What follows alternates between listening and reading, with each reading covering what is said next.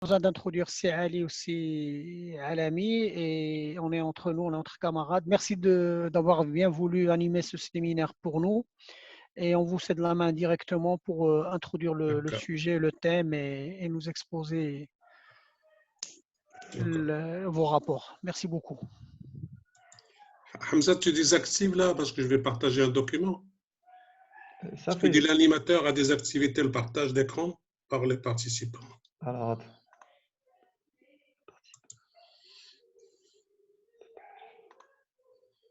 Regarde, tu peux.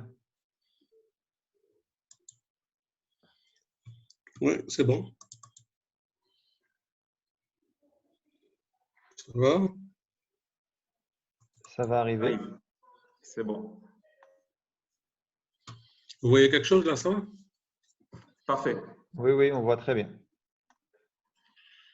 Merci, Saïd, et mes félicitations. Et bonjour aux amis, j'espère que vous vous portez bien. Je pense que c'est très intéressant de partager avec vous le travail qu'on a mené pendant plus de 9 mois au sein du Conseil économique et social. Je voudrais passer la parole à Ali pour qu'il nous montre comment ça a été introduit, comment ça s'est déroulé. Et après, moi, peut-être je ferai un peu l'exposé des principaux résultats de l'étude. Vas-y, Ali. Merci Abdelzak. Rapidement, en quelques mots, la genèse du projet. En fait, il s'agit d'une auto-saisine du Conseil économique, social et environnemental. Alors, pour ceux qui ne connaissent pas, et ce n'est pas normal parce qu'il est présidé par un camarade, on devrait tous le connaître, le Conseil économique, social et environnemental, c'est techniquement la troisième chambre du Parlement. C'est une institution constitutionnelle qui a un rôle consultatif. C'est-à-dire que soit le Parlement, soit le gouvernement peuvent la saisir pour traiter un sujet particulier, soit elle s'auto-saisit. Le Conseil est une instance qui peut s'auto-saisir et traiter un sujet particulier. Le sujet de la transition énergétique est un sujet qui était dans les bagages du CESE quand j'ai rejoint début 2019. Et c'est un projet sur lequel j'ai eu la chance de m'impliquer. Le CESE a un rôle particulier. Ce n'est pas un bureau d'études. Il ne consiste pas simplement à réfléchir à un sujet. La réponse du CESE a aussi une dimension politique parce que le CESE est là pour créer le consensus. Le CESE est constitué de 106 personnes qui représentent chacun une sensibilité particulière. Il y a 25 représentants du patronat, il y a des gens qui représentent les syndicats, la société civile, et puis il y a des experts, membres permanents du Conseil économique et social, en plus de personnalités qui sont membres ès-qualité, comme Wali Bank-Maghrib, le haut-commissaire au plan, etc. Donc, que toutes ces personnes signent, valident tous les rapports qui sont émis par le CESE. Pourquoi? C'est une œuvre collective. Le CESE ne travaille pas tout seul, donc il va se faire aider d'experts. Et pour ce projet en particulier, je pense qu'on a dû écouter entre 60 et 70 personnes qui représentent vraiment tout le monde. Le patronat, bien sûr, les industriels, les acteurs du secteur de l'énergie, les ministères, tous les acteurs nationaux, internationaux qui agissent dans le domaine de l'environnement. Donc, toutes ces personnes ont donné un avis, ont contribué à la rédaction de ce rapport avant qu'à la fin, ce rapport soit validé par l'ensemble. Donc, un rapport du CESE, c'est intéressant parce qu'il représente le consensus de la diversité. Personne ne… Moi, si je devais faire le rapport tout seul, je ne le ferais pas exactement de la même manière. J'ai des opinions parfois divergentes, mais globalement, ça représente le consensus. Tout le monde a validé ce rapport en disant oui, c'est ce qu'il faut faire. D'ailleurs, je précise que dans le conseil, je crois qu'il y a au moins 3 camarades qui sont membres. Moi, je ne suis pas membre, mais le président, Sifikret et Amina Amrani, je crois, qui est membre aussi du conseil. Ce qui sort, c'est des orientations. Le CESE ne fait pas partie de l'exécutif, donc il donne des orientations au Parlement et à l'exécutif, et en espérant que ça donne un résultat. Ce rapport a une particularité, c'est que le sujet étant extrêmement technique et scientifique, sans vouloir faire dans la poésie, mais la seule grandeur qui se conserve dans l'univers, c'est l'énergie. Donc, on devait être capable de modéliser ce qui se fait. Et même dans cette modélisation, il y a eu mobilisation de compétences très diverses, et en particulier de notre camarade Abdelrazak, qui vient du pétrole et qui a, avec beaucoup d'ouverture d'esprit et beaucoup de curiosité, travailler sur toutes les alternatives possibles, et puis qui a fait avec tout le reste de l'équipe un travail formidable. Voilà, donc je le laisse présenter des conclusions. Alors, on ne présente pas le rapport exactement, on présente les grandes lignes. Oui, merci Ali. Je pense que, et bien entendu, ce document est une partie de l'étude, de l'avis, mais j'ai envoyé à Hamza le document final qui est dans le public, et si vous voulez, on peut encore vous l'envoyer. Il est plus complet, il y a 70 pages. Vous avez l'introduction, le traitement, les conclusions, etc. Donc, nous, on s'intéresse beaucoup plus à une partie qui est l'électricité et renouvelable dans le domaine de la production d'énergie. Et on va commencer par vous rafraîchir la mémoire à ceux peut-être qui ne suivent pas le domaine de l'énergie, pour dire où est-ce qu'on est aujourd'hui en 2020 sur le problème de la consommation de l'énergie au Maroc. À fin 2019, le Maroc a importé quand même 87% de ses besoins en énergie. Je tiens à dire que ce 87 n'est pas le chiffre officiel du ministère de l'Énergie. Au ministère de l'Énergie, il est de 94 à 95%. La différence provient du fait que l'énergie, il y a un certain nombre d'énergies alternatives qui est produite par le privé, qui ne rentrent pas dans leurs statistiques.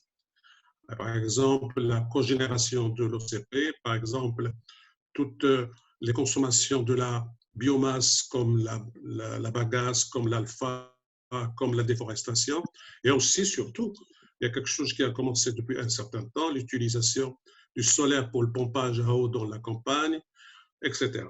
Donc, dans le travail de la commission, on a essayé quand même de cerner cette partie-là qui n'est pas statistiquement bien prise en compte, et on estime aujourd'hui que 87% de ces besoins sont importés, et cela représente en fait essentiellement des produits pétroliers et qui sont consommés directement, ou les produits fossiles, énergie fossile, qui sont consommés pour produire de l'électricité, tels le charbon, le gaz naturel et le fioul. Alors, c'est évident, tout le monde le sait, les impacts de ces importations sont énormes parce qu'il y a le poids et les fluctuations de la facture énergétique, parce que d'abord ça coûte très cher, et puis surtout ces variations, puisque vous savez très bien que le pétrole peut être à $80, puis après à $40, ce qui rend les prévisions très difficiles au niveau du ministère des Finances et au niveau du budget. Et puis surtout, à chaque fois qu'on consomme des produits énergétiques fossiles, il y a un problème de pollution environnementale et sanitaire à cause du CO2, à cause du SO3, à cause des NOx et surtout des particules. Vous avez ici rapidement l'image de quoi se compose d'abord à gauche l'importation de l'énergie ou l'énergie primaire. Vous voyez donc qu'il y a 32% de carburant qui vont dans le transport, et vous avez le charbon qui représente 33%, le GPL qui représente 17%, le gaz naturel très peu, 6%, et le fioul 3%. Et vous avez tout à fait en haut à gauche la partie solaire, c'est 2%, et la partie éolienne 3% et 1%, et c'est ça le vert, c'est ça. Le vert, c'est la biomasse. et le bleu, c'est l'hydraulique. Donc l'hydraulique aujourd'hui est très, très faible. Et l'ensemble de la consommation en énergie est de l'ordre de 24 millions de TEP. La consommation en énergie directe, elle n'est que de, je crois qu'elle est passée par mon truc, je crois qu'elle est environ de 17 millions de TEP. La différence entre l'énergie primaire et la consommation, ben, c'est les rendements pour produire de l'électricité à travers les chaudières, pour produire de l'électricité, et qui sont de l'ordre de 30%, c'est des chiffres très, très bas d'ailleurs. Et vous voyez un peu la répartition de la consommation directe, qui sont de 40% au niveau du transport, et 20% au niveau des ménages et 23% au niveau de l'industrie. C'est surtout les 40% de transport qui choquent énormément. Et je voudrais donner en bas, il y a un chiffre très important, c'est que dans la consommation directe, l'électricité ne représente que 17%. C'est-à-dire c'est très, très faible aujourd'hui au niveau de la consommation. Et les produits pétroliers représentent 68%. Ce sont donc des chiffres très importants puisque c'est ce qu'on va voir après. Au niveau de la structure de la puissance électrique, nous sommes à peu près à 11 000 mégawatts et nous avons de l'ordre de 60% sont des puissances thermiques. Vous voyez bien que nous sommes encore très carbonés dans notre consommation énergétique, malheureusement. Alors, vous avez les PPA. Les PPA, c'est les concessions, c'est-à-dire JOF, Sahdat et Safi, qui représentent à peu près, qui consomment de l'ordre de, en gaz naturel, 400 mégawatts et en charbon, 3300 mégawatts. Et vous avez aussi l'ONE qui a toutes ces installations qui fonctionnent ou qui sont déjà obsolètes, mais dont l'ensemble représente un bon chiffre. Et par ailleurs, vous avez la puissance renouvelable installée. Les puissances renouvelables installées sont de l'ordre de 37%, avec l'hydraulique qui a déjà construit, qui n'a pas beaucoup évolué ces derniers temps, qui est de 1300, l'éolien qui est aujourd'hui de 1450 MW, le solaire de 830 MW, et les STEP, c'est donc cette installation qui produit pendant les pointes et qui remonte l'eau pendant les heures creuses. Et vous avez surtout les interconnexions de l'ordre de 2006 MW. Et jusqu'à 2018, les importations ont représenté de l'ordre de 16 à 17%.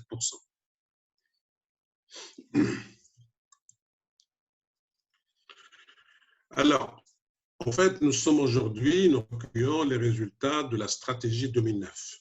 En 2009, vous vous rappelez, il y a eu les assises d'Oujda, et dans ces assises, on a orienté un certain nombre de choses. En particulier, je vous rappelle qu'il a été décidé qu'en l'an 2020, on aurait dans le mix de puissance installée 42% d'énergie renouvelable, avec 14% hydraulique, 14% solaire et 14% éolien. Nous allons voir que nous ne sommes pas à ce niveau-là.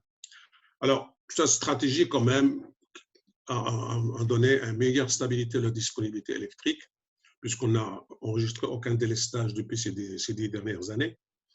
L'offre, la puissance électrique installée est de l'ordre de 11 000, alors qu'elle était de 5 000 en 2010, avec 34% en énergie renouvelable, donc, et un taux d'électrification nationale très important. Il y a eu le renforcement de la production concessionnelle, puisque l'ONE ne construit plus ces installations de construction, elle sous-traite, soit dans le thermique, soit à travers Mazen dans le renouvelable. Il y a eu la réforme sur la loi 1309 qui a bénéficié aux instances énergétiques, qui a fait de la production, qui a beaucoup fonctionné jusqu'à maintenant. Et on a lancé le grand projet renouvelable. On a donc une puissance installée en énergie renouvelable. En tout cas, les 42% prévus en 2020, en fait, ils ne seront atteints qu'en 2022. Cependant, on se pose des questions puisque la mise en œuvre de la stratégie 2009 a entraîné quelques interrogations, puisqu'il y a eu des choix onéreux de technologie en Europe, comme le CSP par Mazen au niveau de WAZZ. Vous avez tous lu les journaux, vous savez très bien qu'aujourd'hui, le CSP coûte entre 1,62 dirham et 1,40 dirham, alors que l'éolien et le solaire coûtent beaucoup moins cher. Il y a une faible exécution du programme national d'efficacité énergétique. Pratiquement rien. Pratiquement rien. On n'a pas de chiffres. On a essayé de voir avec l'AME, l'Agence marocaine pour l'énergie, pour l'efficacité énergétique, l'AME. On n'a pas trouvé en fait des résultats notables de réaliser. On a encore un marché électrique assez verrouillé. À ce jour, il y a un blocage de la loi 1309. La loi 1309, c'est celle qui permet au privé pour produire de la haute tension ou de la très haute tension directement entre privé et entre un acheteur directement par ailleurs. Il y a un déséquilibre financier des entreprises publiques puisque l'ONU aujourd'hui accuse 58 milliards de dirhams de dette avec et 28 milliards de dettes sociales.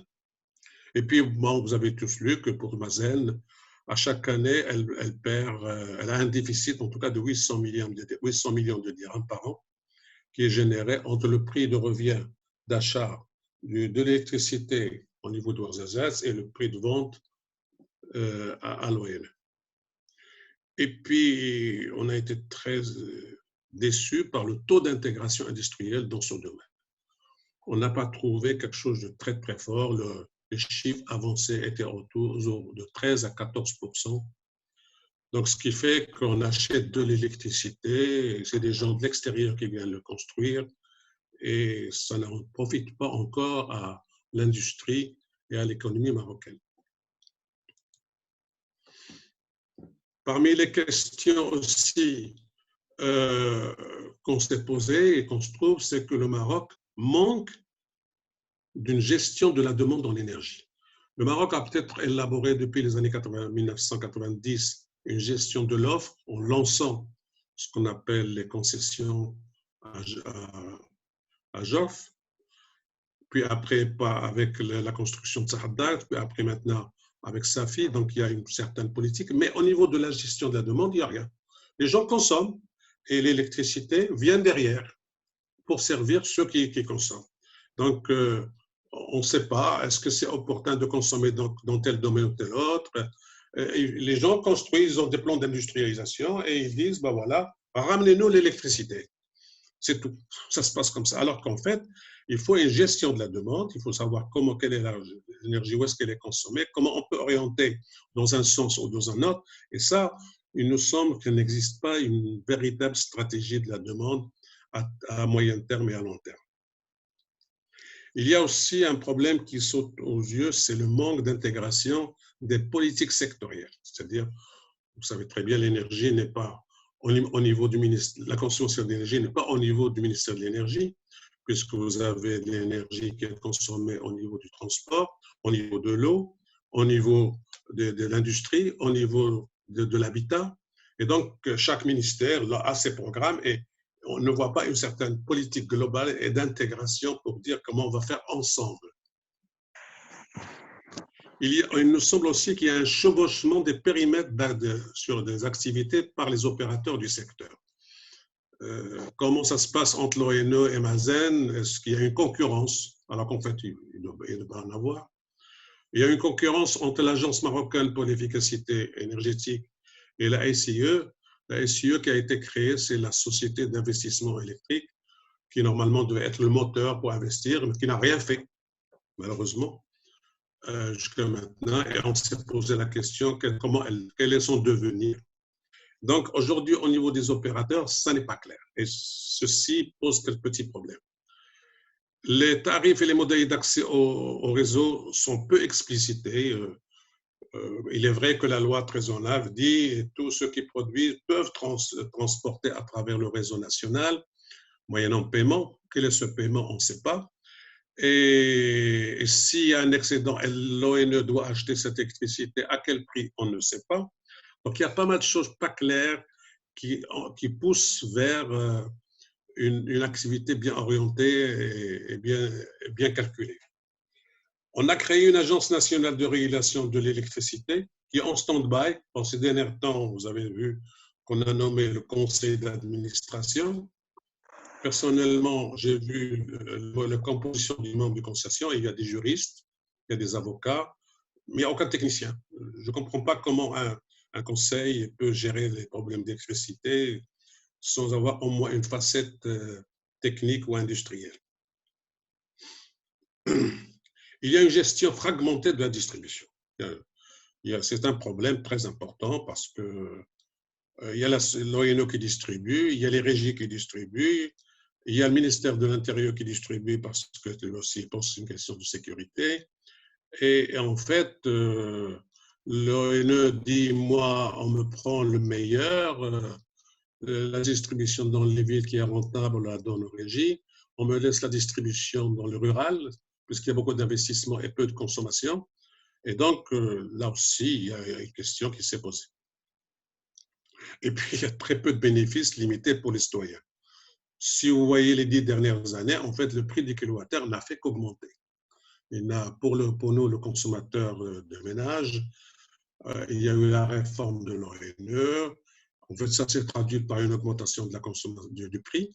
Et en plus, non seulement ils ont fait des tranches, mais ils n'appliquent pas les tranches. Et si vous êtes sur la tranche 5, vous payez le prix de la tranche 5 pour la totalité. Donc aujourd'hui, le consommateur moyen, le citoyen, n'a pas beaucoup profité de cette stratégie d'une manière ou d'une autre. Donc ce sont des questions qu'on a soulevées, il y en a d'autres, bien sûr, qu'on a posées. Donc voilà un peu rapidement le constat de la situation au niveau surtout de l'électricité, surtout de l'électricité et la connotation avec les produits pétroliers, mais les produits pétroliers ne sont pas analysés en tant que tels, ils sont analysés simplement comme futur marché pour l'électricité. Alors, la stratégie 2009, quand même, a permis aux Marocains et aux opérateurs d'accéder au monde de l'énergie solaire et éolien et de connaître un peu plus notre patrimoine en énergie renouvelable, solaire et éolien. Je parle essentiellement solaire et éolien. Et on s'est rendu compte qu'aujourd'hui, nous avons un potentiel de l'ordre de 500 TWh. Pour vous donner une idée, la production électrique aujourd'hui par l'ONE, c'est-à-dire ce qu'on appelle l'énergie électrique appelée, produite, mise à la disposition, est de 40 TWh. Et celle qui est facturée, elle n'est simplement que de 33 TWh. Donc, en passant, je vous fais remarquer que la perte entre la production de l'électricité et la consommation, elle est de l'ordre de 18% aujourd'hui. Donc, le potentiel, il est de 500 TWh, soit à peu près 100 millions de têtes, soit à peu près 2 millions de barils par jour. En fait, on vous donne ces chiffres pour se comparer un peu à l'énergie du Nigeria ou de la Libye en particulier. Donc, il y a un potentiel. Et puis, il y a les prix de revient du photovoltaïque et du rien qui sont assez bas. Alors, on n'a pas les prix qu'on lit dans la presse, mais on a quand même des 0,4, 0,5 dirhams au kilowattheure pour le PV et on a des 0,3 et 0,5 dirhams au kilowattheure pour l'éolien. Et on a surtout au Maroc une complémentarité territoriale puisque il y a des endroits qui sont bien ensoleillés par rapport à d'autres. Par contre, ils sont compensés par de l'éolien qui est assez souvent, qui a un plan de charge assez important. Et il est à remarquer, dans ce que nous avons entendu, que les régions du sud, à partir de Tafaya, ont un taux de vent, un taux de présence de vent de l'ordre de 75 à 80% du temps, ce qui est formidable et c'est assez rare dans le monde. Donc, c'est un grand potentiel et c'est ce potentiel de 500 TWh, on se dit, c'est merveilleux si on peut l'exploiter d'abord pour nous, pour consommer moins d'hydrocarbures et plus d'électricité, et ensuite, cette énergie qui va rester qu'est-ce qu'on peut en faire donc pour créer une certaine industrie qui peut attirer soit de l'industrie, soit de l'emploi, soit une amélioration de notre balance de paiement. Et donc, pour apprécier ça, le Conseil a demandé donc de faire un modèle prospectif, de dire bon, comment on va évoluer d'ici 2050, comment il va évoluer la consommation par secteur, et qu'est-ce qu'on peut faire pour consommer plus d'électricité renouvelable au détriment, bien sûr, des hydrocarbures, du LPG et du fuel et du charbon. Alors, pour cette étude ou cette programmation prospective, donc là, je résume un petit peu sur le potentiel en énergie renouvelable, l'évolution technologique, la chute des prix de production du kilowattheure sont facteurs clés pour que le Maroc prenne une place de leader dans la production électrique. La consommation d'électricité ne sera plus considérée comme un simple ingrédient de la croissance, mais le véritable déclencheur d'une nouvelle émergence du pays. Alors donc, on va voir un peu cette modélisation, qu'est-ce qu'elle a fait. Pour faire cette modélisation, il a été considéré 3 scénarios. On a pris un premier scénario qu'on appelle l'SFR ou business as usual, c'est-à-dire le Maroc, il est sur une lancée. On va continuer à faire comme ça.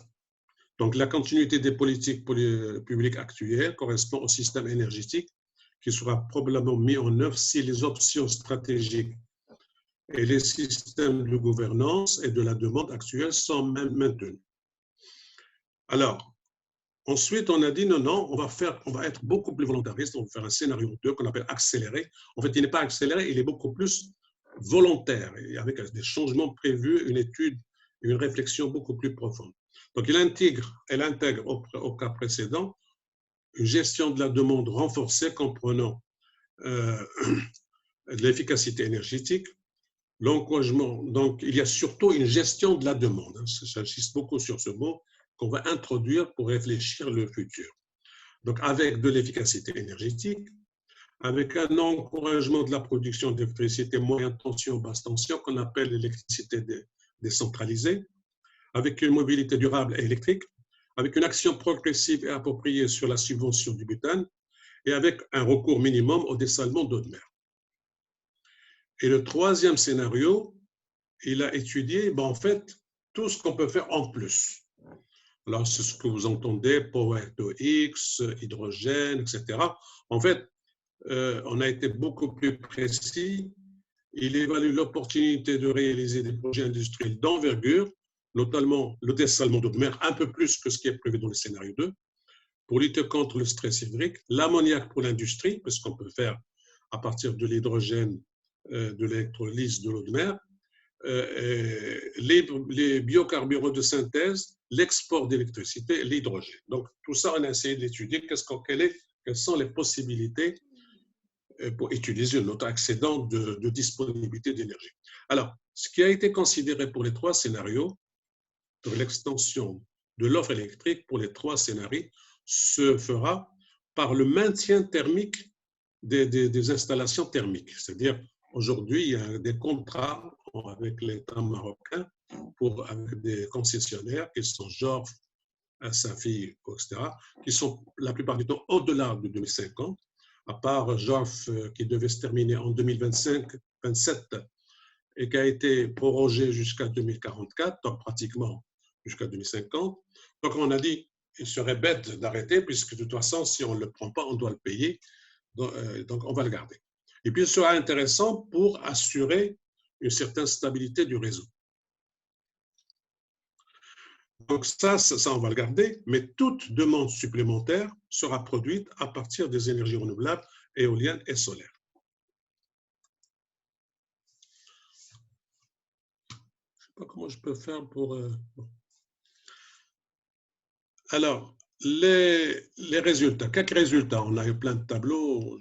Nous avons choisi avec Ali les meilleurs. La première, c'est la dépendance énergétique et la dépendance aux produits pétroliers. Vous voyez donc le tableau à gauche, c'est la dépendance énergétique globale qu'on avait vu tout à l'heure de 87%, qui descend dans le cas du scénario 1 à 47% en 2050. Et dans le cas du scénario numéro 2, à 30%. C'est-à-dire que vraiment, nous allons aboutir à une dépendance très faible, 30%. Alors, celle du bas, c'est un calcul, puisqu'en fait, pour le Maroc, ça restera stable et on aura des industries supplémentaires qui ne consommeront que de l'énergie renouvelable. Bien sûr, dans le total, la dépendance va baisser. Mais ce qu'il y a à retenir, c'est les 47 et 30% entre le scénario 1 et le scénario 2. Et aussi la dépendance aux produits pétroliers, qui est de 70% à peu près maintenant, qui descend à 53% dans le cas scénario 1 et qui descend quand même à 34% dans le cas 2. Ensuite, il y a la part du renouvelable dans le mix énergétique. Alors, vous avez à gauche, c'est la part de la production énergétique, ce n'est pas la puissance. Vous voyez, actuellement, elle représente, on avait dit 32%, et qui, petit à petit, va atteindre 75%. Alors, dans le scénario 2, elle peut atteindre 80%. C'est la part de l'énergie renouvelable va être très importante. Et puis, il y a la part dans la puissance, bien sûr, qui va évoluer dans le même sens. Vous pouvez être à mon aide. Comment supprimer là parce que je n'arrive pas à tout lire? Allez.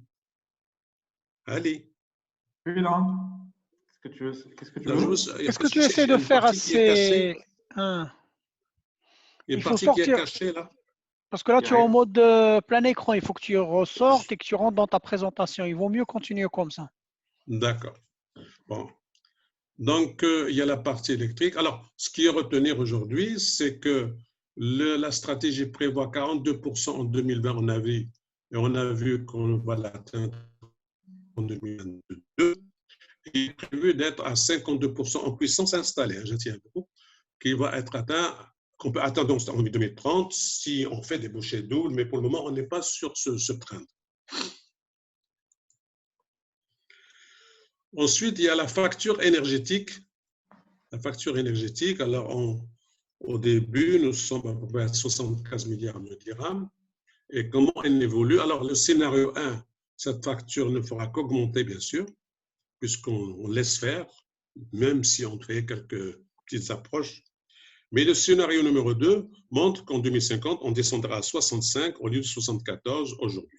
Donc, avec une consommation 3 fois supérieure en énergie. C'est ça ce qui est important, parce que là, ce n'est pas marqué dans le tableau, mais il faut voir que la consommation a augmenté en énergie, alors que la facture a baissé. Et vous avez après, il y a la balance des paiements. Là aussi, la balance des paiements. Alors, dans la balance des paiements, il a été considéré, bien sûr, le coût de l'énergie, mais si on fait des investissements ou on passe des contrats IPP avec les producteurs concessionnels, parce qu'eux, ils doivent bien sûr exporter des devises pour payer leurs frais financiers et leurs remboursements, ainsi que leurs bénéfices. Donc, tout ça a été considéré. Et on voit aussi que ça a l'air de baisser sérieusement dans le scénario numéro 2. À gauche, il y a la recette fiscale. Alors, la recette fiscale, on a considéré, pour le moment, l'électricité, on ne l'a pas parlé, on parlait surtout des produits pétroliers. Et la recette fiscale au niveau des produits pétroliers, c'est d'un côté ce que reçoit l'État avec les TIC, la taxe interne à la consommation, et ce qu'elle perd au niveau de la subvention en butane. Donc, vous voyez, entre le cas bleu, où on maintient la subvention, et bien sûr, comme la consommation en produits pétroliers baisse, on passe avec une recette qui passe de 12 à 9. Par contre, si on fait une suppression de la subvention du butane d'ici 2030, on voit qu'à ce moment-là, l'État gagne et donc ses recettes augmentent, mais il baisse quand même parce que la consommation en produits pétroliers baisse. Vous avez aussi là le prix du revient du kilowattheure. Alors, on s'entend bien, c'est un mélange, c'est le prix du kilowattheure moyen entre les installations thermiques actuelles et les futures productions en énergie renouvelable. Et donc, à ce moment-là, on passe d'un prix moyen aujourd'hui de 0,80 avec un scénario 1 à 0,59 et avec un scénario 2 à 0,53. Et si on se libère carrément des énergies primaires, on peut descendre à 0,45.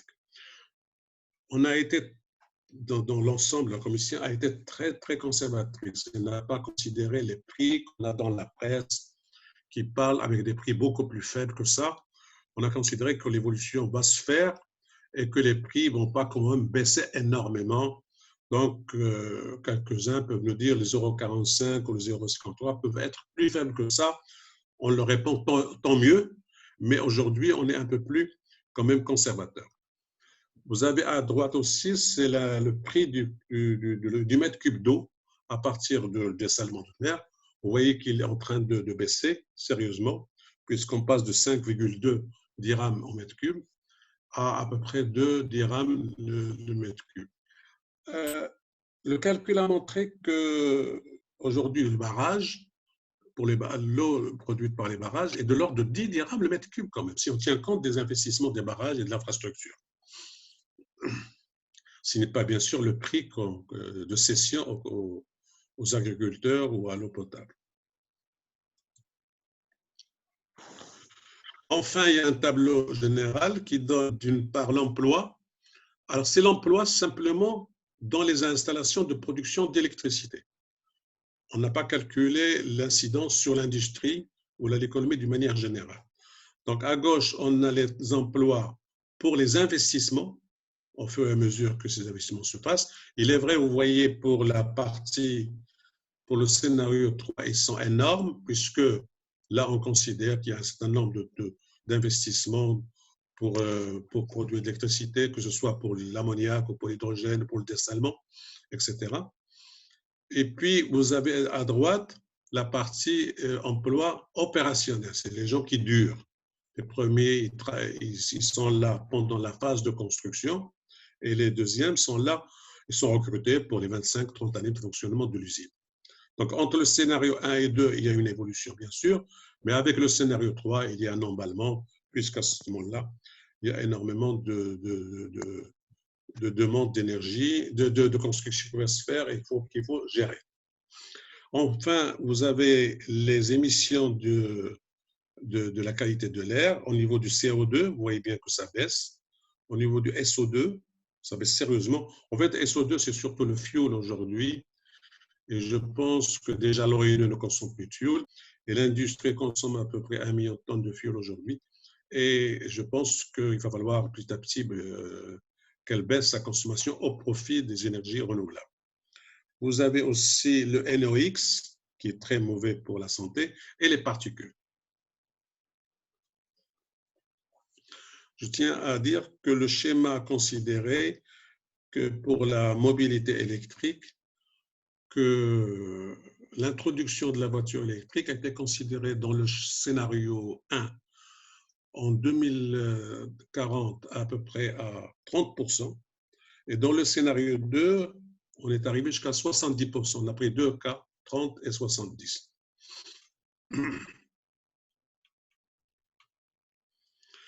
Voilà, donc un peu le résultat du modèle.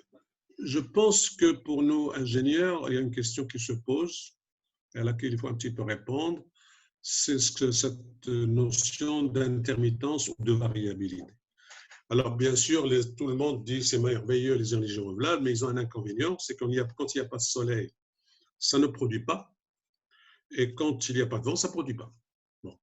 Mais en fait, effectivement, si vous prenez un panneau solaire, voilà, vous produisez, ça produit entre 9h du matin ou 10h du matin et 3h de l'après-midi. Mais si vous prenez plusieurs panneaux installés dans le sud, installés dans le nord, vous pouvez, compte tenu de l'ensoleillement qui est différent entre différentes régions, vous pouvez un petit peu étaler votre marge de productivité. Mais si vous ajoutez en même temps les éoliennes, elles peuvent produire même quand il n'y a pas de soleil. Et donc, il faut un peu ajouter l'ensemble.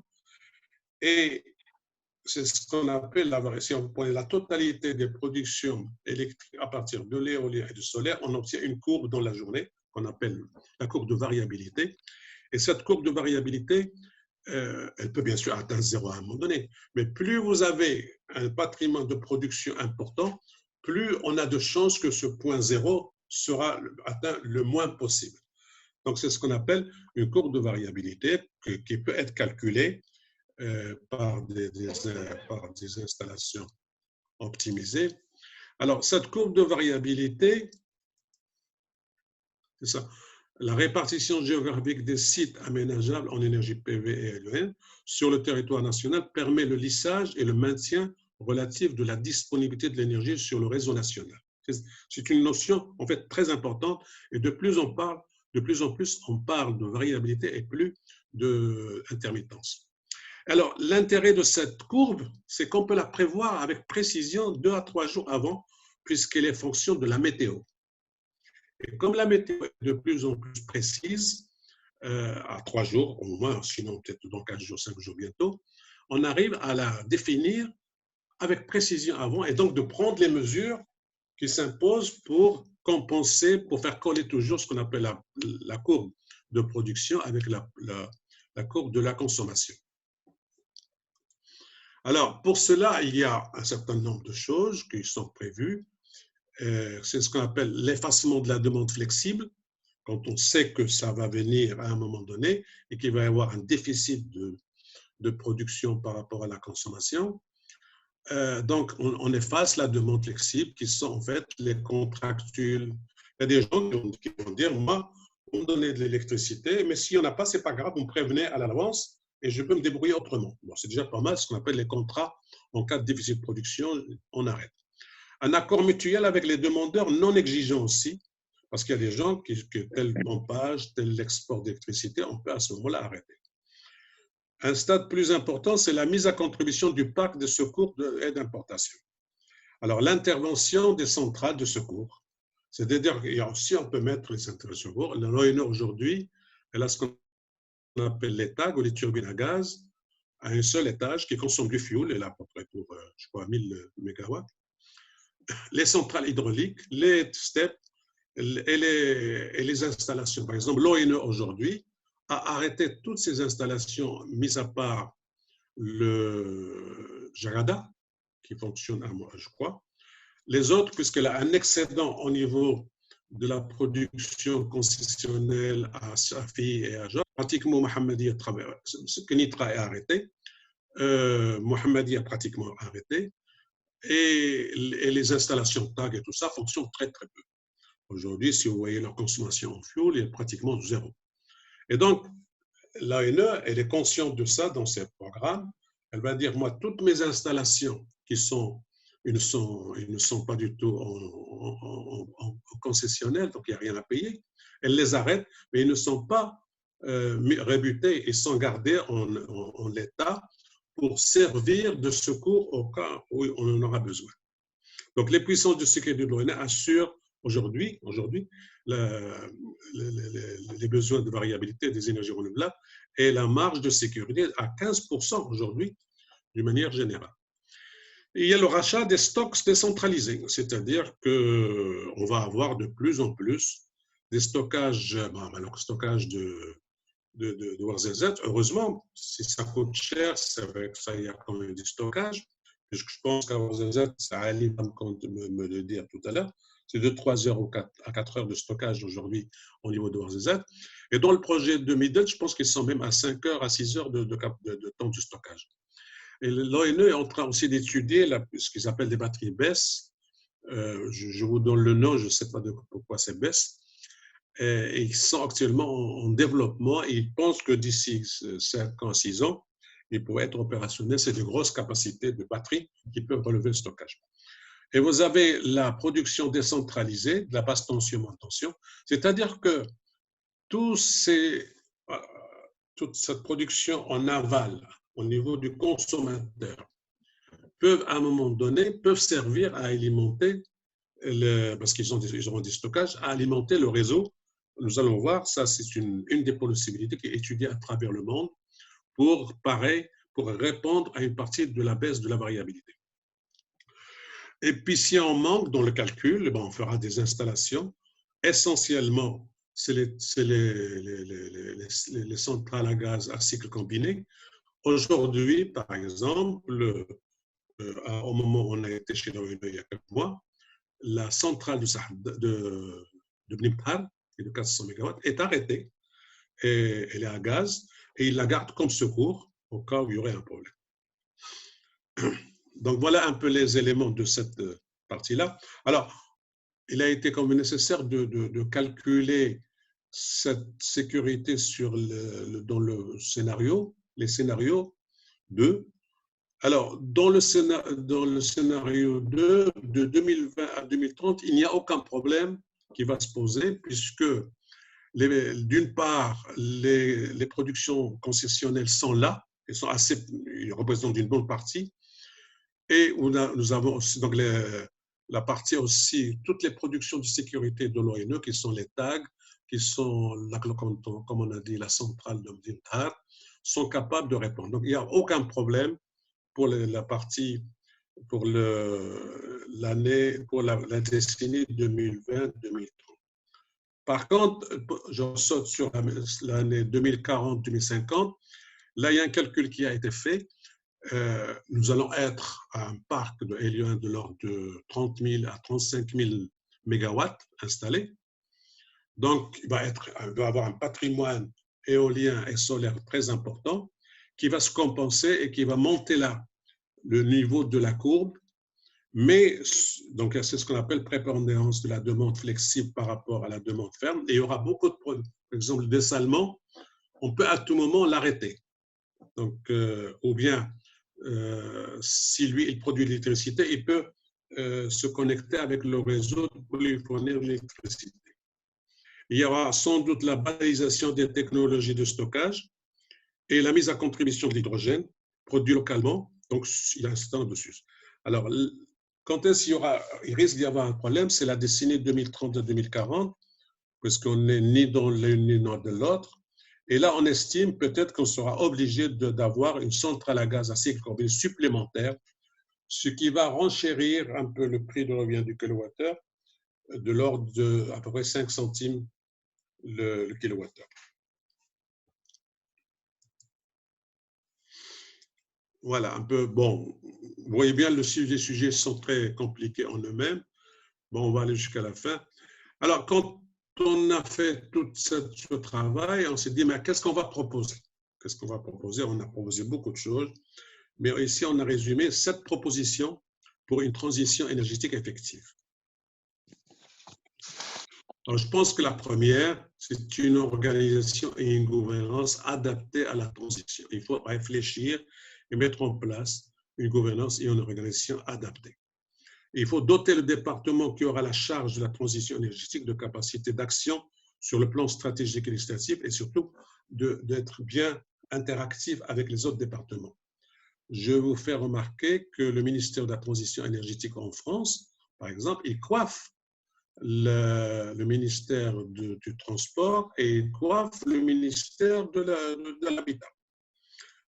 Ce qui est un peu logique dans une transition énergétique. Il faut donc qu'il y ait une cohérence, en particulier vis-à-vis du transport, puisque ça représente 40% de la consommation en produits pétroliers. Il faut adapter l'observatoire.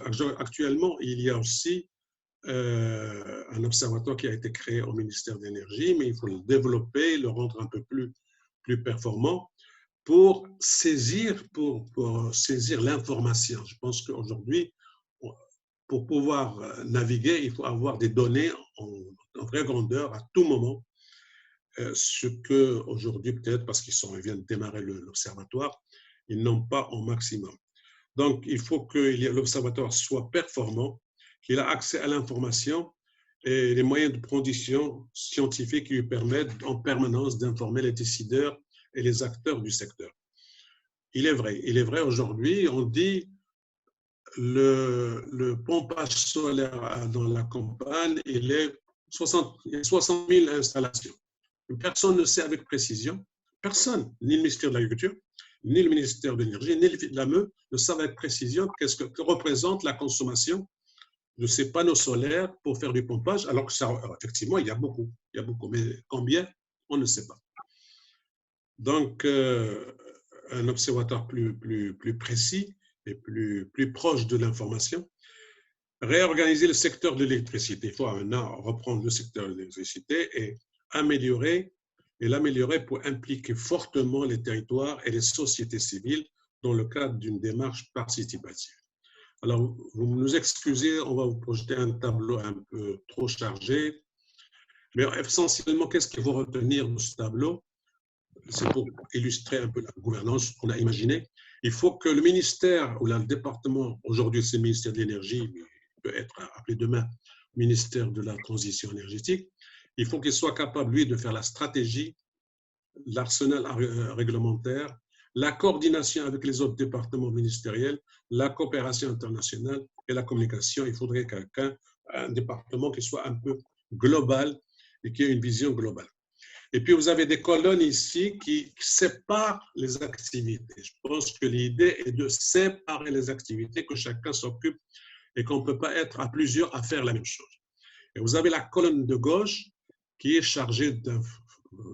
c'est une agence qu'on peut créer, qu'on appelle planification et développement, parce que si le département ministériel fait la stratégie, il faut maintenant faire de la planification, c'est-à-dire prévoir sur 10 ans quels sont les chantiers à lancer, parce qu'une centrale solaire ou éolienne, etc., c'est pas demain, si on la veut pour demain, il faut se préparer 5 ans à l'avance. Et je pense que Hamza peut nous le confirmer tout à l'heure. Donc, cette agence ou cette colonne prévoit donc la planification de l'offre et de la demande, et donc traite, quand on pense comment avoir l'offre, en traitant surtout avec ce qu'on appelle la production concessionnelle, ou avec dans les cadres les gens qui font la loi, qui vont produire dans le cadre de la loi 1309, ou bien tout simplement dans ce qui est ce qu'on appelle la production électrique décentralisée vers l'aval. Il y a bien sûr la gestion des concessionnaires, puisqu'aujourd'hui ces concessionnaires, ils ont un contrat avec l'ONE qui garantit le take-or-pay pour... donc si l'ONE ne s'occupe plus demain de ça, il faut bien que quelqu'un s'engage au nom de l'État pour dire oui, cette électricité, je la prends et il faut absolument, je vous la paie si je ne la consomme pas, etc. Et puis, il faut qu'elle assure un certain nombre d'observatoires, je dis observatoires ou autre chose, qui est en fait la formation, parce que nous aurons, si les choses vont très bien, besoin d'expertise et de formation à mettre dans le chantier pour que les gens puissent travailler, puisqu'on a vu que la demande d'emploi va être importante. S'assurer aussi que le taux d'intégration marche très bien, quelqu'un qui réussit sérieusement, qui regarde un peu ce qui se fait, et combien l'industrie marocaine, à quel taux elle intègre les projets. Et puis, il y a aussi ce qu'on appelle les laboratoires d'essais et réglages, les normalisations, l'éveil et les technologies. Après, vous avez la colonne production. En fait, ce n'est pas une agence, c'est tout l'ensemble des producteurs qui sont en concessionnaire, qui sont dans le cadre de la loi 1309, qui sont dans le décentralisé. Ils sont là. C'est eux qui travaillent avec l'agence. Et au milieu, vous avez le réseau de transport. Le réseau de transport, c'est ce qu'on appelle aujourd'hui l'ONE, c'est le réseau. Donc, quelqu'un qui s'occupe que du réseau et qui fait de la gestion physique du réseau très haute tension, mais qui assure aussi la gestion de l'équilibre offre-demande, ce qu'on appelle le dispatching, au jour le jour ou à la minute près, pour essayer de compenser entre l'offre et la demande. Et donc, bien sûr, il est chargé d'investir, de maintenir le réseau, etc. Et à côté, il y a une autre colonne, on l'appelle commercialisation, on peut l'appeler marché. En fait, c'est le marché de l'électricité. Si Ali va vous présenter tout à l'heure un schéma qui a été prévu, ou en tout cas conçu, pour dire comment ce marché va fonctionner. Et la dernière colonne, c'est la distribution. Donc, vous voyez qu'on l'a séparé. Et on a dit, peut-être qu'il serait intéressant, c'est une idée qui est discutée depuis un certain temps, qui est de créer des sociétés régionales de distribution d'électricité.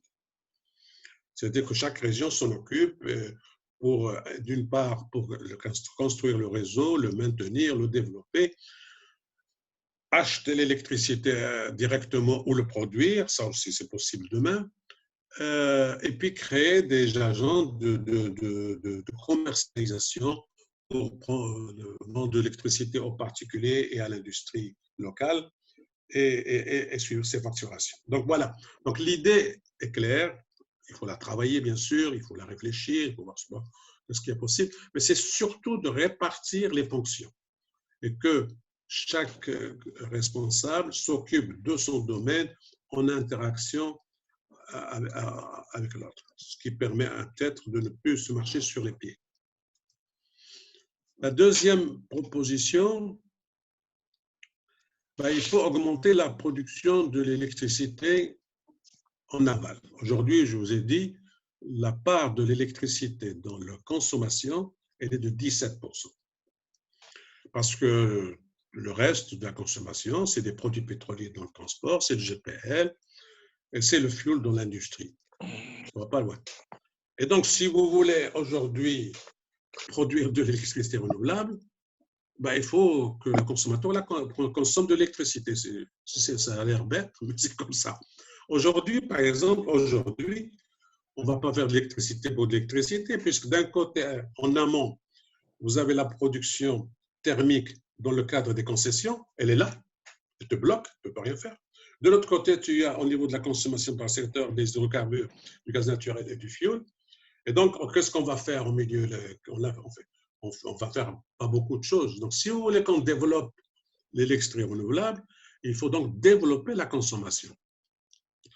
Et la proposition, c'est de mettre en place une gestion de la demande appropriée et volontariste qui prend en compte l'efficacité énergétique active, faire des incitations fiscales, des tarifications adaptées à la courbe de charge, des normes obligatoires, des installations et d'appareils domestiques. En fait, tout ce qu'il faut, il faut tout réfléchir pour bien orienter la consommation et absolument l'inciter sans qu'il y ait bien sûr des obligations, mais en fait que les gens, quand ils calculent, ils trouvent leur compte à faire de l'électricité mieux que de faire de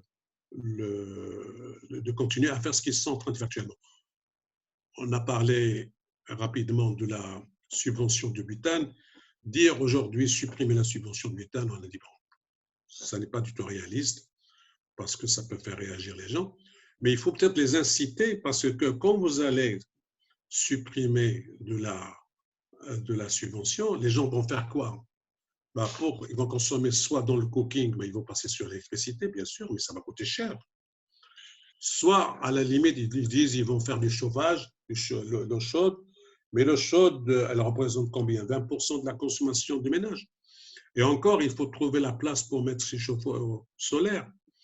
Donc, aujourd'hui, l'idée est peut-être, qu'on a proposé à un moment donné, c'est que la consommation des ménages soit pas chère.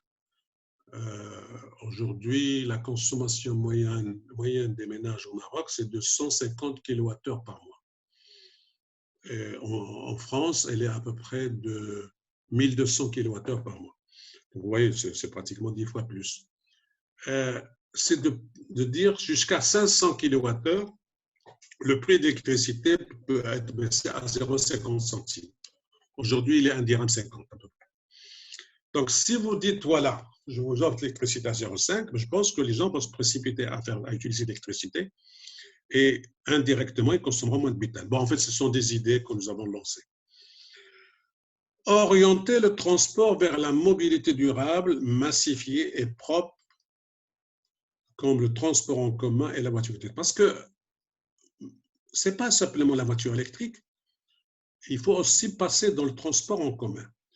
Un calcul rapide vous montre que lorsque vous partez un bonhomme qui roule en voiture, il passe dans un bus, il divise sa consommation énergétique par 5. Et quand il passe au chemin de fer, il la divise par 7. Donc aujourd'hui, bêtement, on se dit il faut absolument augmenter le transport en commun. D'abord, le bus et tout ce qui est pareil.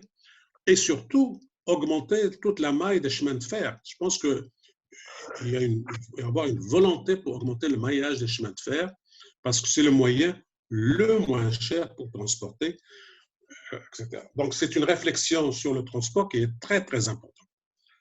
Réformer la subvention du butane, mais j'ai dit, réformer, ça ne veut pas dire supprimer, il faut réfléchir pour trouver une solution astucieuse.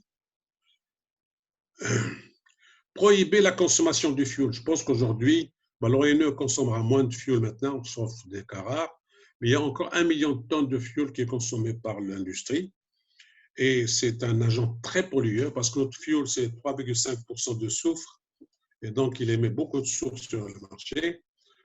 Donc, il faut essayer de les pousser en mettant en place un certain nombre de systèmes pour le remplacer. Et promouvoir l'utilisation d'électricité dans le secteur de l'eau, pompage solaire, dessalement de l'eau de mer pour l'eau potable.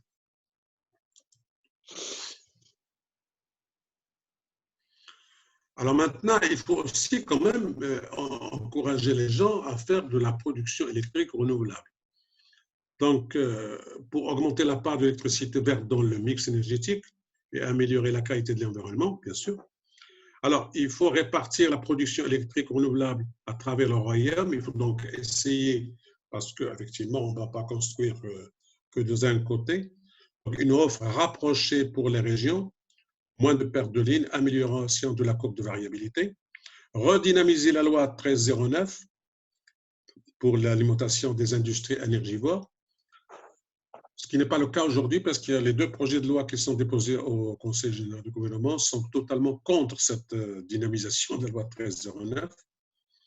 Promouvoir la production décentralisée. Alors la centralisée, ça, tout le monde pense que c'est vraiment l'avenir du Maroc, c'est-à-dire aujourd'hui, ce qu'on appelle les autoconsommateurs, et le calcul le montre, peuvent installer un certain nombre de panneaux solaires chez eux pour consommer, ne serait-ce que le jour. Et demain, quand il y aura du stockage pour ça, ils peuvent totalement se déconnecter du réseau. Et je pense que ça sera un axe de développement qui va même échapper à toute réglementation. C'est ce qui est le cas aujourd'hui. Il y a beaucoup de gens qui construisent alors qu'il est interdit de se connecter, ils sont connectés au réseau, alors qu'il est interdit de vendre à le réseau, ils versent dans le réseau. Il y a tout ce qu'on peut imaginer aujourd'hui. Et donc, effectivement, parce qu'il n'y a pas une réglementation sûre qui précise les choses et qui encourage les eaux. S'ouvrir au secteur de l'eau pour le pompage solaire, le dessalement de l'eau de mer pour l'utilisation domestique. Alors, il est vrai que le prix de revient aujourd'hui est cher, mais les calculs montrent qu'il y aura un besoin d'ici 2050 de l'ordre de 3 à 5 milliards de mètres cubes d'eau. Ça, c'est la demande pour faire et de l'irrigation et l'eau potable, etc. Mais il y a au minimum 1 milliard de mètres cubes d'eau qu'on peut imaginer pour alimenter les petites propriétés. N'oublions pas que absolument 80% des propriétés terriennes sont inférieures à 5 hectares et ils n'ont pas d'eau. Et que si on leur amène un peu d'eau, ils peuvent créer une certaine production locale et se suffire de leur production, et ça ne va pas enrichir le pays, mais en tout cas, ça ne va pas l'appauvrir. Alors ça, c'est le scénario numéro 3. C'est maintenant, il faut aller vers, puisqu'on aura un excédent encore, puisqu'on nous allons utiliser pour nos besoins propres 100 TWh, et il restera de l'ordre de 300 TWh. Et l'idée, c'est de pousser à fond la consommation de cette TWh dans des actions assez intéressantes. Alors, ce qui a été vu, c'est donc, comme je le dis, passer à 2 milliards de mètres cubes d'eau additionnels, soit à peu près 8 TWh.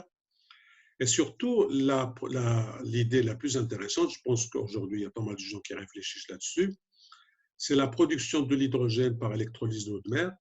Et cet hydrogène, produite localement, peut servir soit à faire la synthèse de l'ammoniac.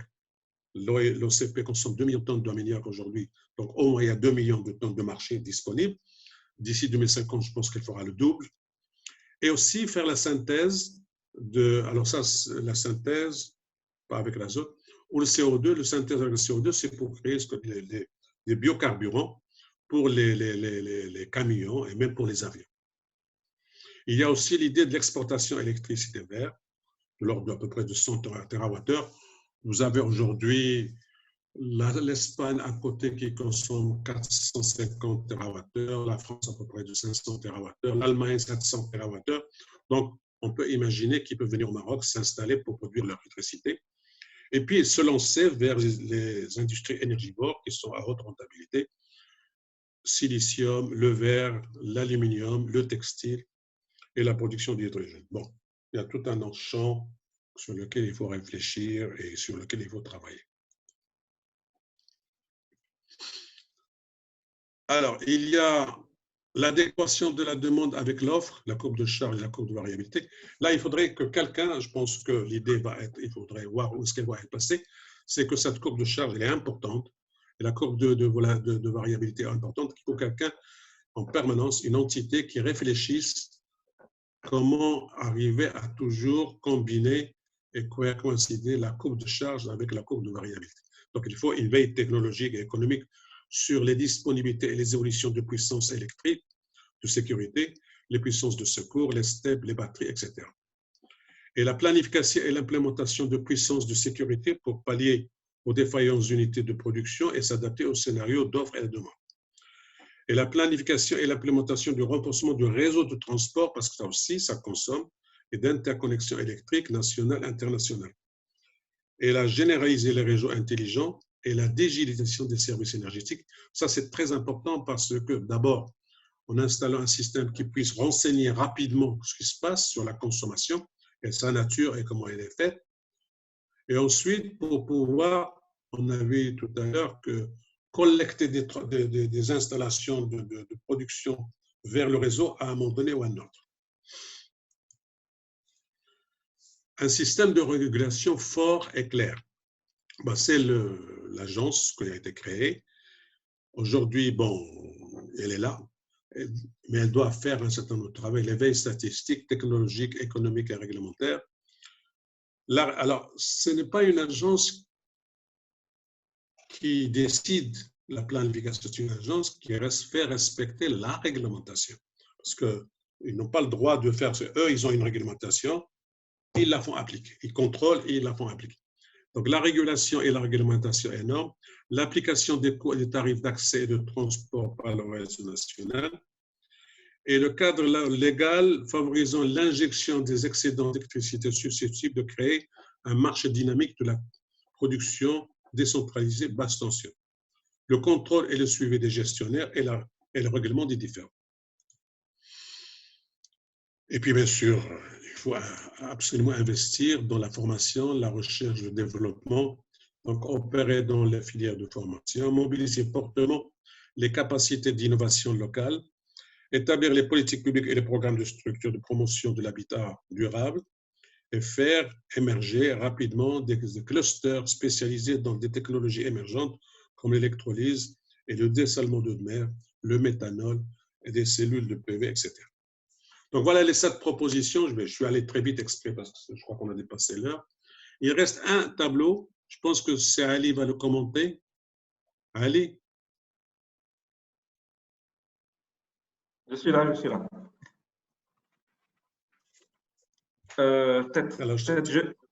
Oui. En guise de conclusion, juste pour décrire un peu la résultante de cette gouvernance et des réformes qui sont souhaitées. Essayer de décrire à quoi devrait ressembler progressivement le marché de l'électricité. Donc, si vous voyez bien, vous avez deux grandes. Alors, si on le découpe, il y a en colonne, vous voyez qu'il y a plusieurs types d'activités. Il y a les gens qui sont capables de produire et de stocker de l'électricité. Il y a des gens qui sont capables de la transporter. Il y a des gens qui la distribuent. Il y a des gens qui la vendent. Et il y a des gens qui sont censés la consommer. Première remarque dans ce schéma-là, c'est que sur les colonnes, on a séparé la distribution et la vente. Aujourd'hui, ce sont deux métiers qui sont gérés par les régies et par les régies, qu'elles soient publiques ou en concession. Et on pense que ce principe-là n'est pas forcément le plus efficient. Il faut séparer la distribution, c'est-à-dire l'acheminement physique du kilowattheure jusqu'au consommateur final, de la vente qui est en fait l'activité qui consiste à acheter et vendre de l'électricité en essayant de réaliser une plus-value au passage. Donc, une fois qu'on a distingué ces différentes activités, l'idée globale, c'est de dire que le marché doit donner une place de plus en plus importante à l'initiative privée et donc se libéraliser, mais tout en conservant des garde-fous, c'est-à-dire des opérateurs suffisamment importants qui agissent dans le cadre d'un marché administré, dont les tarifs sont administrés, et qui permettent de préserver les populations les plus faibles ou les industries qui seraient gravement affectées s'il y avait une variation trop importante. Et donc, si vous voyez, il y a deux grandes lignes. La première, c'est le marché libéralisé et l'autre, c'est le marché, administrés, la distinction n'est pas très, très importante. L'essentiel, c'est de dire qu'il y a des gens qui produisent et stockent l'électricité qui peuvent être publics et on recommande d'ailleurs la création d'un office national public de production et de stockage qui, lui, développerait des contrats avec les fournisseurs. Le transport, l'activité de transport, là, par contre, on recommande, parce que c'est capitalistique et qu'il n'y a aucune raison de dupliquer les réseaux de transport en haute tension, on recommande le maintien d'un office national unique de transport qui va aussi être, on va dire, le point de passage et donc qui va avoir un rôle important dans la planification opérationnelle de l'électricité. Cet office, c'est en fait ce que doit devenir le rôle de l'ONE et son business model doit être très simple. Chaque kilowattheure passé, quel que soit son point d'entrée, quel que soit son point de sortie sur le réseau à haute tension, prélève une taxe de passage, un timbre de passage qui doit rester fixe. Si on continue vers l'aval, la distribution, c'est-à-dire la mise en disposition des équipements physiques qui vont amener le kilowattheure, doit avoir le même business model que le transport, c'est-à-dire un timbre de passage unique qui est payé à chaque kilowattheure qui passe. Et ça aussi, ça doit rester des monopoles, parce qu'on ne peut pas dupliquer des réseaux de distribution. Et c'est là on parlait des 12 sociétés de distribution régionale qui doivent garder le monopole sur l'existence d'un réseau physique. Ceci étant dit, leur business model ne doit pas être un business model commercial. Pareil, il doit avoir un timbre de passage. La vente, c'est des opérateurs qui peuvent être ces sociétés de distribution régionale ou des opérateurs privés qui vont venir juste vous proposer des contrats en vous disant c'est à partir de demain, si vous signez, c'est moi qui commence à vous facturer l'électricité. Et leur boulot, c'est d'aller l'acheter la moins chère possible et de gagner au passage, donc dans le cadre d'un réseau qui est en même temps libéralisé, mais dont les infrastructures ne sont pas dupliquées. Et tout ceci va permettre d'amener l'électricité soit de manière administrée, soit avec des tarifs administrés, soit des tarifs libres, à des consommateurs qui vont être soit des particuliers, du résidentiel, du tertiaire, des usines, mais aussi des voitures. 40% ou des véhicules en général, 40% de la consommation d'énergie au Maroc, c'est le transport. Il faut considérer que chaque voiture est son propre consommateur parce que c'est comme ça qu'on va pouvoir aussi offrir des solutions de vente et d'achat d'électricité flexibles qui vont permettre d'améliorer la compétitivité de l'ensemble. Voilà, en quelques mots, une description de ce que de comment devrait se comporter le marché de l'électricité à l'avenir. Donc, une libéralisation progressive, mais qui permet de donner le maximum de liberté d'action et de liberté d'initiative pour le privé pour générer de la compétitivité, des emplois, etc. Je pense que c'est tout ce qu'on peut dire sur ça. S'il y a des questions, on est tous les deux disponibles et ravis pour y répondre. Abdelrazak, je ne sais pas si tu voulais ajouter quelque chose.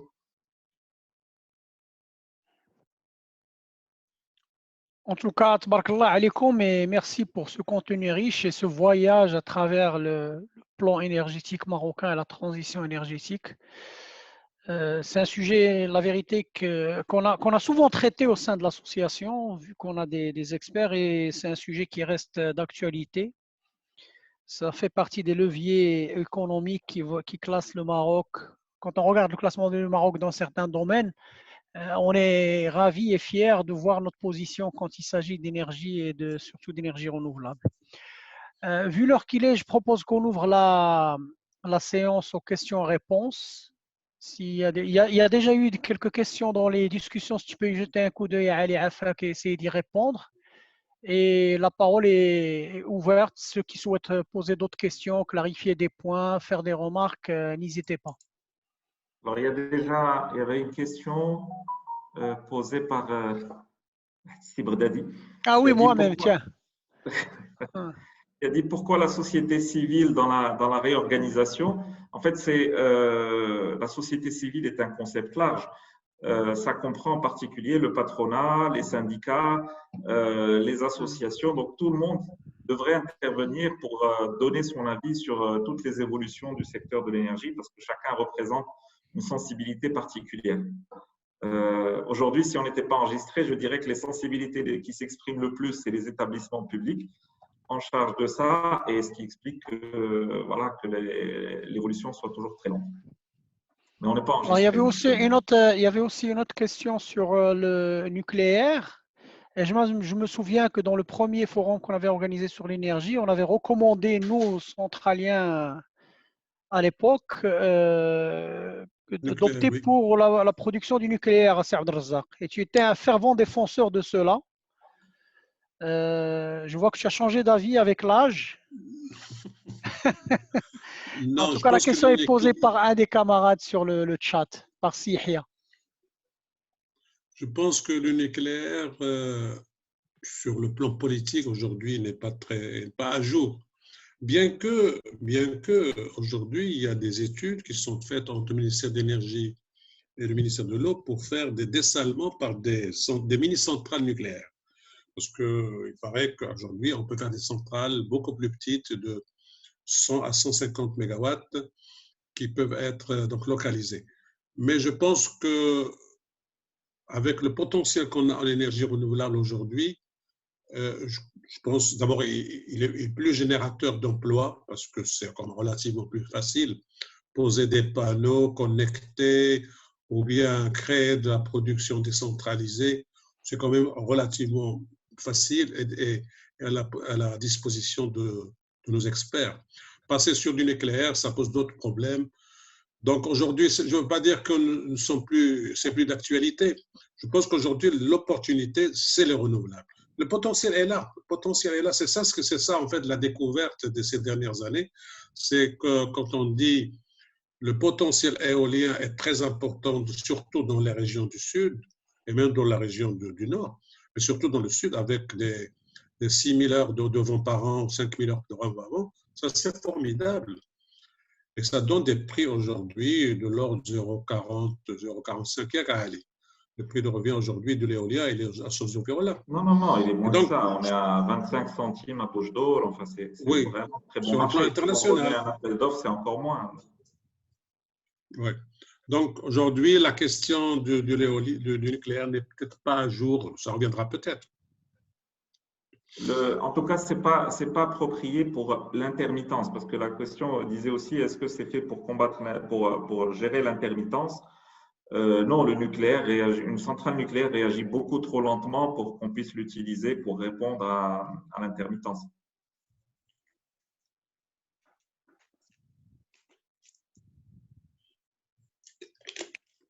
Saïd, je pense que... Allô? Saïd, tu m'entends? Non, je crois qu'il y a des questions de Nordin. Est-ce qu'un modèle de bourse d'électricité à l'image de ce qui se fait en Europe et en Amérique du Nord est pertinent pour le cas du Maroc? Moi, j'ai répondu, j'ai dit oui. Et je pense qu'on peut y aller assez rapidement, mais je suis un ultra-libéral. Abdelrazak, qu'est-ce que tu en penses? Non, je suis d'accord aussi. Je pense qu'il y a encore un problème. Bon, pour le moment, il faut d'abord organiser. Moi, ce qui me fait peur, c'est qu'on n'est pas très organisé pour affronter le sujet et on se marche sur les pieds. Il y a beaucoup de. Je pense qu'il faut régler les problèmes de l'ONE, régler le problème de Mazen,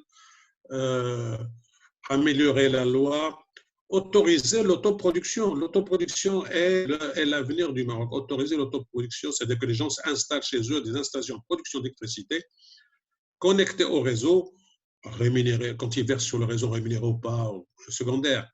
Mais l'essentiel, c'est qu'ils puissent produire eux-mêmes et quand ils en ont besoin, ils pompent sur le réseau. Moi, c'est ça ce qui me fait peur, c'est qu'aujourd'hui, la gouvernance n'est pas pour promouvoir le potentiel qu'on a. C'est peut-être la question qui me fait le plus hésiter. Il y a qu'à aller. Je pense qu'on va dépénaliser le cannabis avant de dépénaliser l'injection sur le réseau de l'électricité, à mon avis, vu le rythme auquel on va. Alors, la deuxième question, une des recommandations est la baisse du prix d'électricité. N'y aura-t-il pas conflit avec les gestionnaires délégués qui verraient leur chiffre d'affaires baisser? C'est le truc de l'IDEC et les REDAL. C'est ça. Mais oui, c'est déjà un problème. Aujourd'hui, les REDAL et l'IDEC sont une opposition à l'économie d'énergie. Parce qu'à chaque fois que vous faites une baisse d'énergie, vous dites, vous réduisez mon chiffre d'affaires et je gagne moins.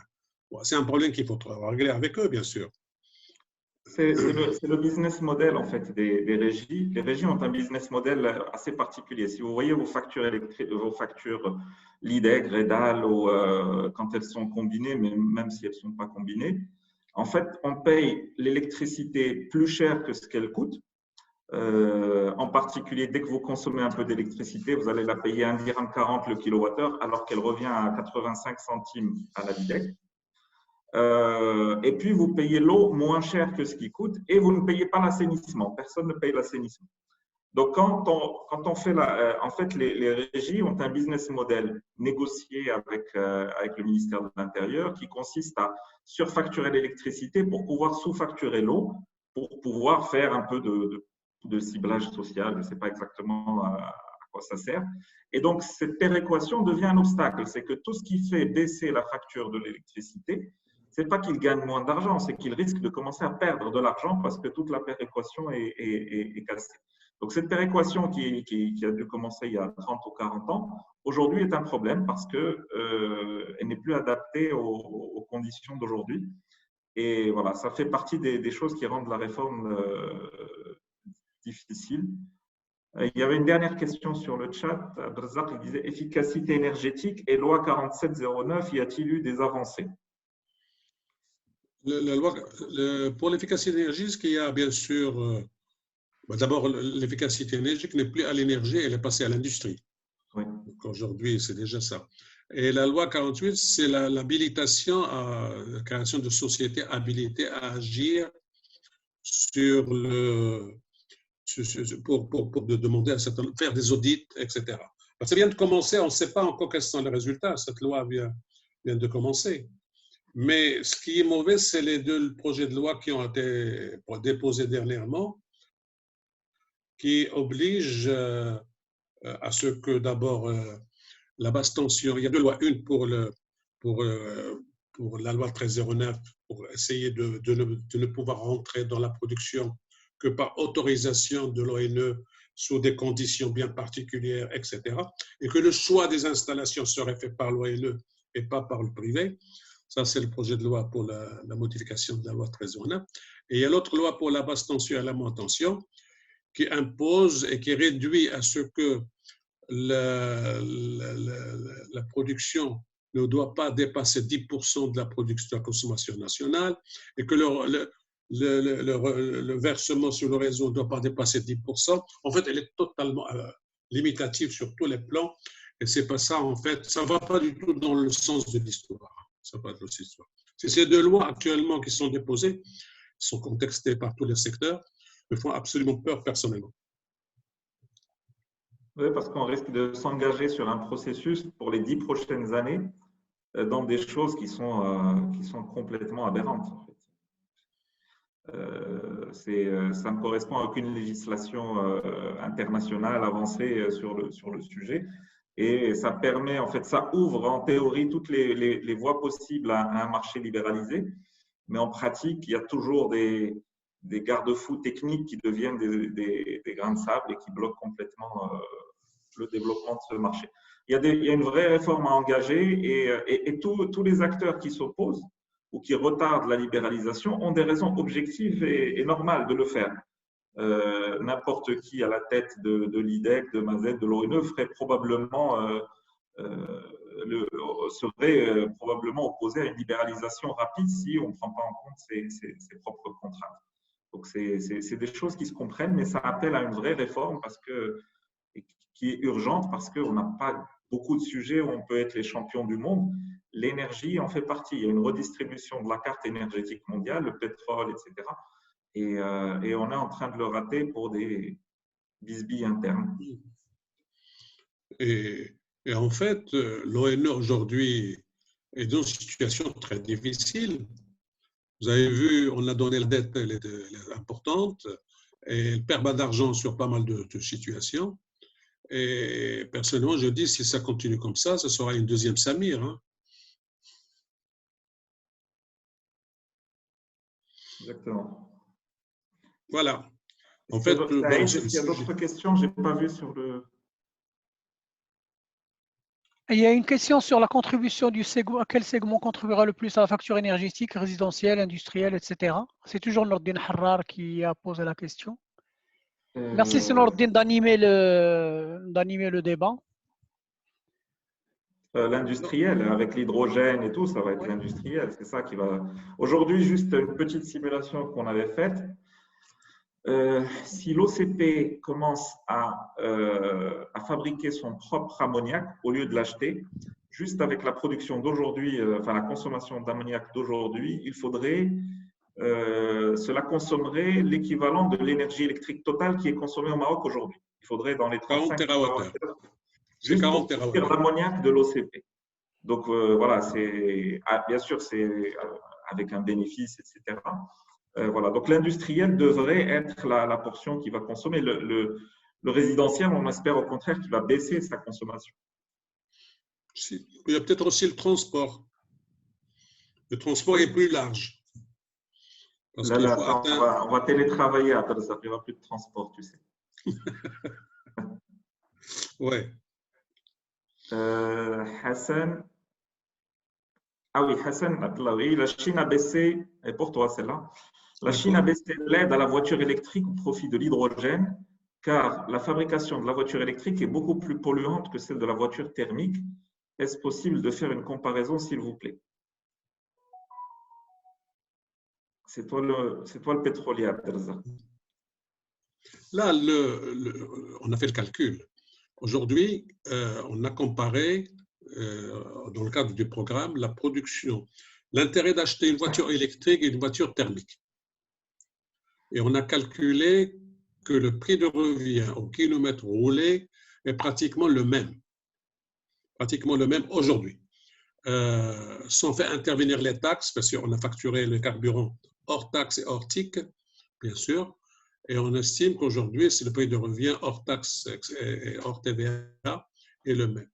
Alors, l'idée, la Chine aujourd'hui qui a lancé la voiture électrique à partir d'une production électrique par charbon n'a aucun intérêt, alors que le Maroc, s'il le fait, ce sera quand même un intérêt puisque nous allons faire de la production électrique par des énergies renouvelables et donc nous allons améliorer beaucoup les conditions de l'atmosphère et de l'environnement.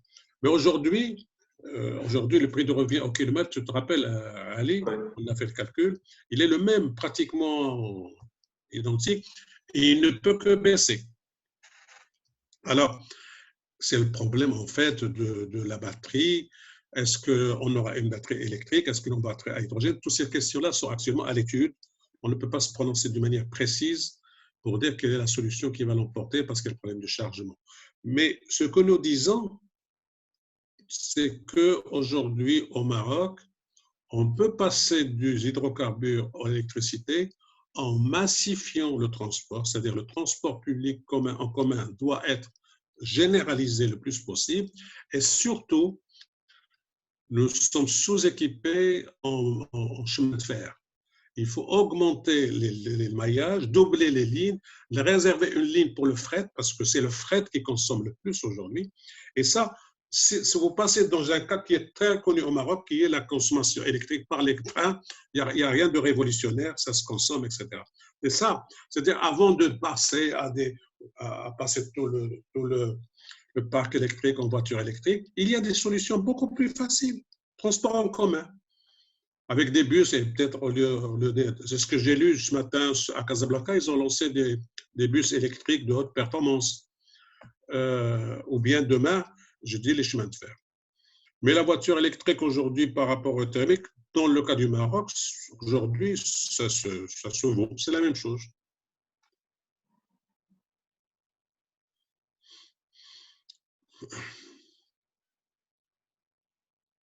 Très bien. Est-ce qu'il y a d'autres questions? Oui, alors ça continue. 18% de pertes ont été évoquées tout à l'heure. Quel est le réseau le plus impacté? Basse tension, haute tension, moyenne tension? Et que faut-il faire pour remédier à ça? Ce sont des chiffres qu'on nous a communiqués, officiels de l'ONE, entre l'énergie appelée électrique, c'est-à-dire ce qu'elle produit, elle, à la porte de son usine, et l'énergie facturée, il y a une perte de 18%. C'est énorme, hein? En milliards, bien sûr. Alors, normalement, et bien sûr, il y a des pertes. Les normes internationales sont de l'ordre de 7 à 8%, à 10%, parce qu'il y a les pertes thermiques, il y a tout un nombre de choses, etc. Mais le problème, c'est qu'il y en a plus. Ça veut dire qu'il y a des gens qui se servent de l'électricité qui ne la paient pas. Donc, c'est tout. C'est un constat qui est malheureux. Ça veut dire qu'il y a des gens qui consomment sans payer.